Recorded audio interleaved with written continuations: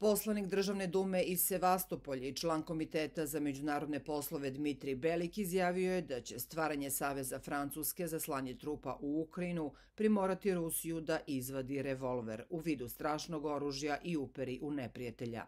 Ranije je Politico preneo da Francuska stvara savez zemalja spremnih da pošalju zapadne trupe u Ukrajinu. Prema ovoj publikaciji, Estonija, Letonija i Litvanija su mnogo otvorenije za tu ideju od većine zemalja Evropske unije, uključujući Nemačku, Češku i Poljsku. Slanje evropskog vojnog kontingenta u Ukrajinu više nije samo crvena linija, već revolver usmeren na Rusiju. Nećemo imati i drugog izbora nego da izvadimo naš revolver u obliku strašnog oružja i prislonimo ga neprijatelju na glavu. Svi na zapadu dobro znaju kakav je to revolver, kazao je Belik za RIA Novosti.